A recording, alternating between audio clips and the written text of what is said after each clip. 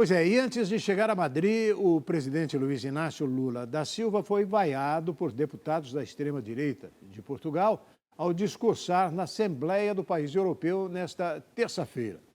O presidente do parlamento português, Augusto Santos Silva, reagiu às ofensas contra Lula e pediu para os protestantes, aqueles não protestantes no sentido religioso, né, o pessoal que estava fazendo o processo de protesto contra o presidente Lula, não envergonhar o nome de Portugal. Vamos acompanhar a reportagem.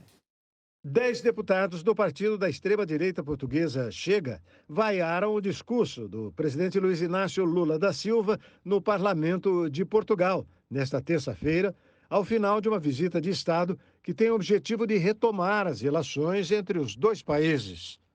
Os congressistas que exibiram cartazes com os dizeres "Chega de corrupção" e bandeiras da Ucrânia foram chamados à ordem pelo presidente da Assembleia da República, Augusto Santos Silva. Em resposta, Lula diz que quem faz política está habituado a esse tipo de manifestação e descreveu a cena como ridícula. O mandatário brasileiro foi convidado a falar no parlamento português no dia que marca o 49º aniversário da Revolução dos Cravos, que colocou fim a 48 anos da ditadura em Portugal e a 13 anos de guerras coloniais na África. O êxito dos nossos irmãos portugueses nos mostrava que em breve seria a vez de nós brasileiros iniciarmos nossa jornada rumo à reconquista da liberdade e da democracia. Enquanto em Portugal desmontava-se o aparelho repressivo a partir de 74, nós no Brasil ainda enfrentávamos as prisões políticas, os sequestros e assassinatos de operários, jornalistas e militantes perpetrados pela ditadura. Para protestar contra a recepção das autoridades portuguesas, algumas centenas de apoiadores do partido Chega e de imigrantes brasileiros simpatizantes de Jair Bolsonaro se reuniram perto do parlamento. Sr. Presidente, peço. Os senhores deputados que querem permanecer na sessão plenária têm de se portar com a urbanidade, a cortesia, a educação que é exigida a qualquer representante do povo português. Chega de insultos, chega de degradarem as instituições, chega de porem vergonha no nome de Portugal. Também houve a presença de muitos manifestantes favoráveis ao petista. Lula encerrou sua visita a Portugal nesta terça-feira e desembarcou em Madrid, na Espanha, pouco antes das 9 horas de Brasília. Na quarta-feira, Lula se encontrará com o primeiro-ministro espanhol Pedro Sánchez, quando devem ser fechados acordos bilaterais e discutido o acordo Mercosul-Unidade Europeia. Depois, o chefe do executivo brasileiro tem um almoço marcado com o rei Felipe VI e de noite embarca de volta ao Brasil. O governo federal anunciou hoje uma linha de crédito estimada em R$ 1 bilhão para o agronegócio brasileiro. O vice-presidente Geraldo Alckmin afirmou que um dos objetivos do governo é buscar crédito mais barato para impulsionar o desenvolvimento econômico e investimentos no Brasil e destacou que, no caso do setor agro, ter o financiamento em dólar diminui a existência de riscos. Queremos crédito mais barato para alavancar o desenvolvimento, para atrair investimento. Então, no caso do agro, por exemplo, o agro é um grande exportador.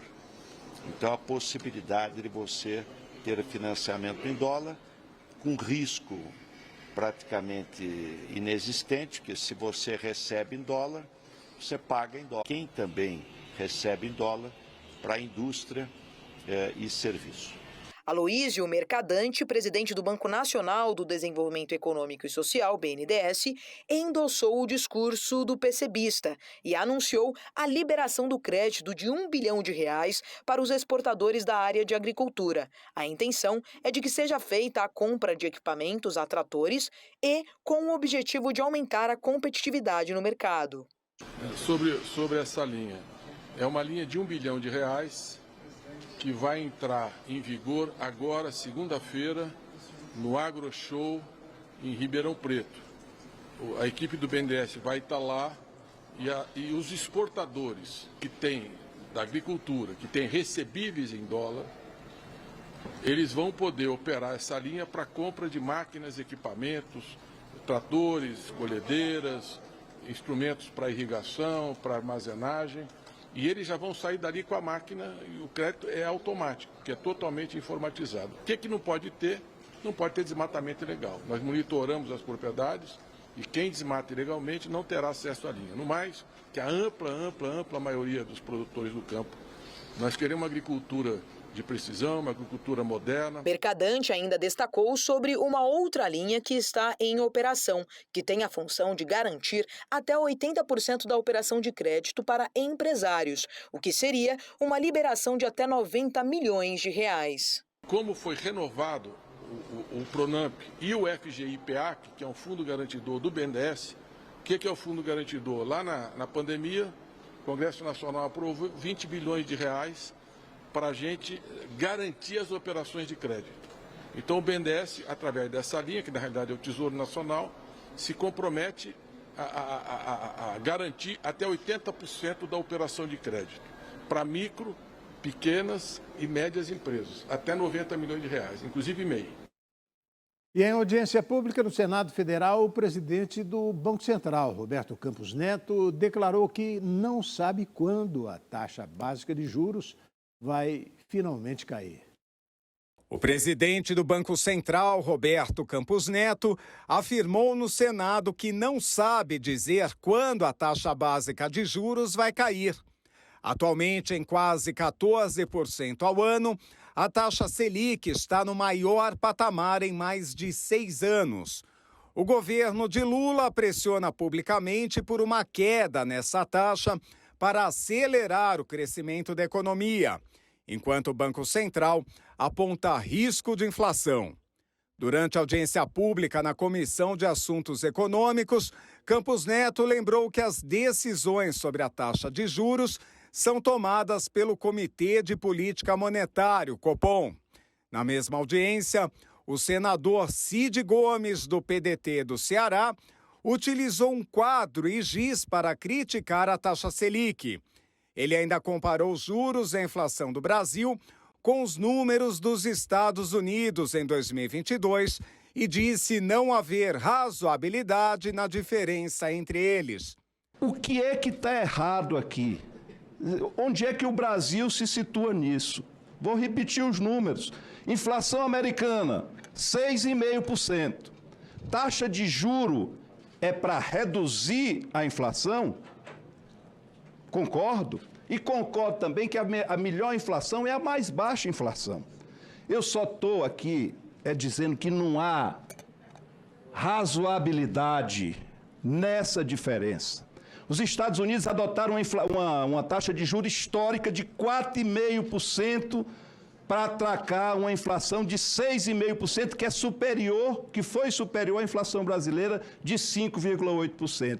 E o Brasil adota 13,75%. Essa foi a taxa ao final. Ao fim de sua fala, entregou um boné para o economista com a logomarca de um banco onde Campos Neto trabalhou por 18 anos. De 2000 a 2018, e pediu que deixe a presidência da autoridade monetária. Olha, o Banco Central é impressionante e eu não acredito em coincidência. O Banco Central, as pessoas vêm do mercado financeiro e voltam para o mercado financeiro. De maneira, senhor presidente, com todo respeito, me perdoe, mas nessa hora eu queria lhe fazer uma sugestão. Pegue o seu bonezinho e peça para sair, por favor. Obrigado. Gomes ainda afirmou que o Banco Central faz um papel de Robin Hood às inversas e que o dinheiro poderia ser usado para triplicar o Bolsa Família, fazer 3,6 milhões de habitações populares, 134 mil escolas por ano ou elevar o salário mínimo para R$ 4.000. A arrecadação do governo federal com impostos, contribuições e demais receitas atingiu mais de 171 bilhões de reais no mês de março, conforme informou nesta terça-feira a Receita Federal. O resultado representa uma queda real, descontada a inflação de 0,42% na comparação com março do ano passado, quando a arrecadação somou 171,781 bilhões de reais, valor corrigido pela inflação. Apesar da queda em relação ao ano passado, o resultado deste ano foi o segundo maior para meses de março desde o início da série histórica da Receita Federal, perdendo apenas para março de 2022.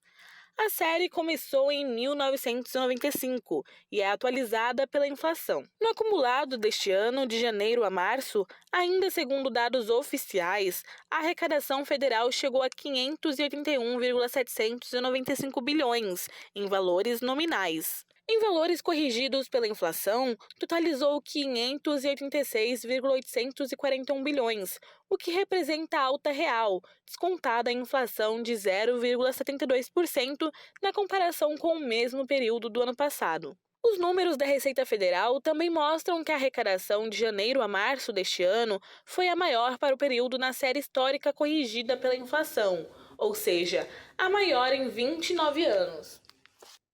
E depois do intervalo, líder do Republicanos avalia nome de Tarcísio de Freitas para o Planalto em 2026. Ministério da Saúde libera vacina bivalente contra a Covid para pessoas com mais de 18 anos. O RB Notícias volta daqui a pouquinho com essas e outras informações. Até já.